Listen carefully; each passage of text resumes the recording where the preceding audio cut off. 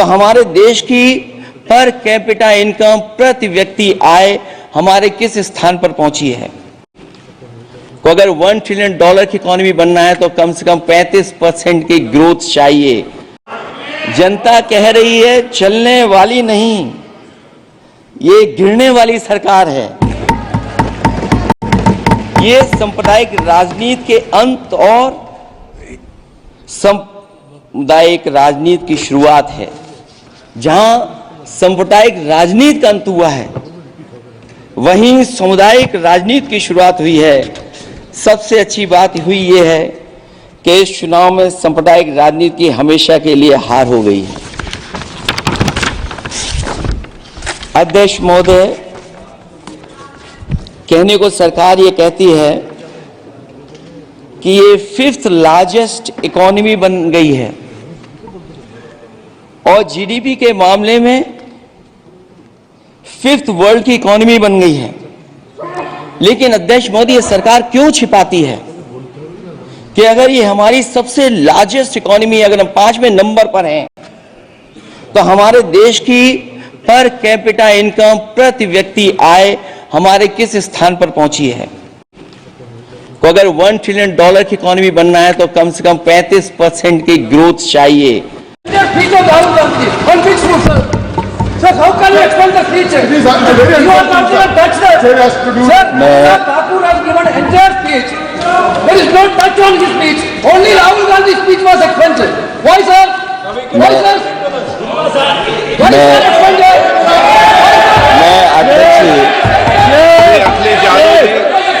मैं अध्यक्ष जी का धन्यवाद देना चाहता हूँ।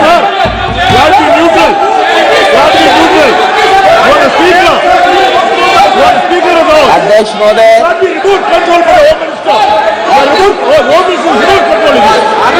अध्यक्ष महोदय, अध्यक्ष महोदय, अध्यक्ष महोदय,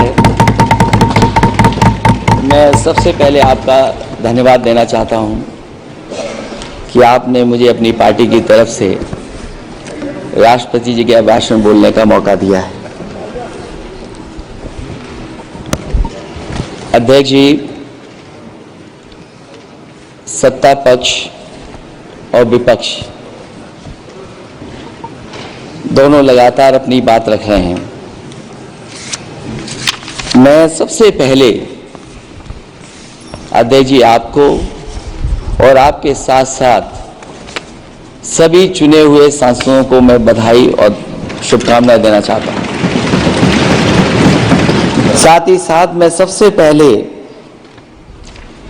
देश के उन सभी समझदार और ईमानदार मतदाताओं को धन्यवाद जिन्होंने लोकतंत्र को एक तंत्र बनाने से रोका।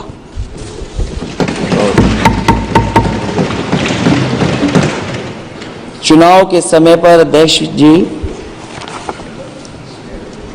ऐसा कहा गया कि 400 पार। मैं समझदार जनता को फिर एक बार धन्यवाद दूंगा और मैं कुछ कहना चाहता हूं कि आवाम ने तोड़ दिया हुकूमत का गुरूर, दरबार तो लगा है पड़ा गमगीन में बेनूर है पर। अध्यक्ष महोदय, दरबार तो लगा है पर बड़ा गमगीन बेनूर है और पहली बार ऐसा लग रहा है हारी हुई सरकार विराजमान है।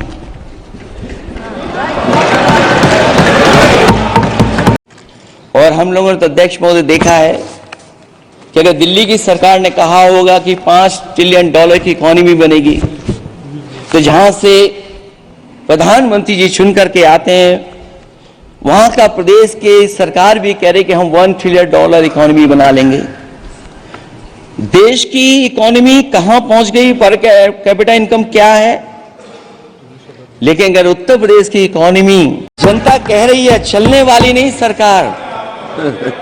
अध्यक्ष महोदय, जनता कह रही है चलने वाली नहीं, ये गिरने वाली सरकार है। और क्योंकि ऊपर से जुड़ा कोई तार नहीं, नीचे कोई आधार नहीं, अधर में जो है अटकी हुई वो तो कोई सरकार नहीं।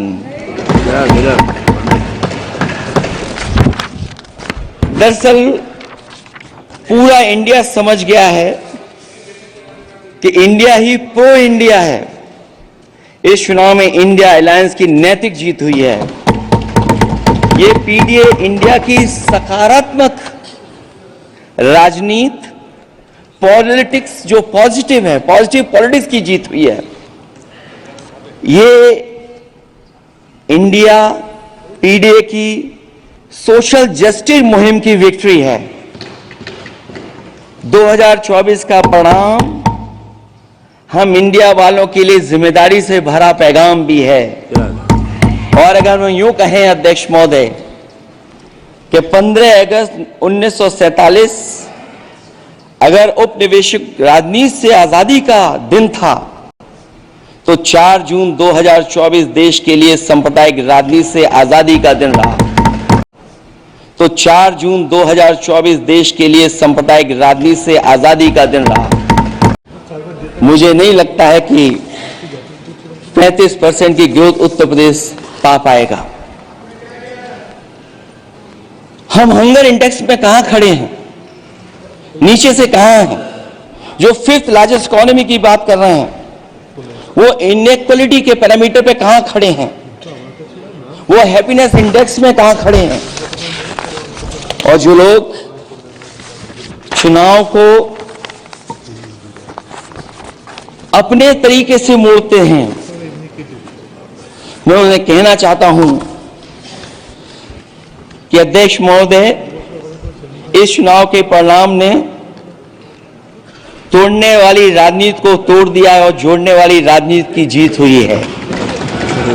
इस चुनाव में धन छल बल की नकारात्मक राजनीति की शिकस्त हुई है। ये चुनाव जो देश का हुआ, ये सकारात्मक राजनीति का नया दौर शुरू हुआ है। इस बार प्रो कॉन्स्टिट्यूशन वालों की जीत हुई है। हम मानते हैं संविधान ही संजीवनी है, उसी की जीत हुई है। ये संविधान मंथन में संविधान रक्षकों की जीत हुई है। अब ऊपर से नीचे की राजनीति का अंत हो गया है। अब नीचे से जो समाज की जो आवाज उठेगी वही राजनीति का आधार बनेगी। मैं कहना चाहता हूं कि देश किसी की व्यक्तिगत महत्वाकांक्षा से नहीं, जन आकांक्षा से चलेगा। मतलब अब मनमर्जी नहीं, जनमर्जी चलेगी। इस चुनाव का बड़ा पैगाम यही है।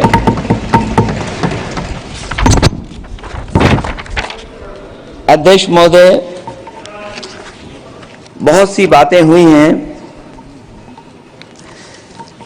अगर उत्तर प्रदेश की बात न हो, क्योंकि अध्यक्ष महोदय सबसे बड़ा प्रदेश जहां है, उसने हर बार दूसरे दल को समर्थन देकर के सरकार बनाई। मैं उन्हीं लोगों से कहना चाहता हूं कि लोग क्यूटो की फोटो लेकर बनारस की गलियों से लेकर के गंगा जी तक ढूंढ रहे हैं। उनको लगता है जिस दिन मां गंगा साफ हो जाएंगी, शायद उस दिन कहीं क्यूटो उसकी गोद में कहीं मिल जाएगा। बनारसी लोग चाहते हैं कि कोई गंगा जी के भी तल में उतरकर उसका दर्द भी जाने।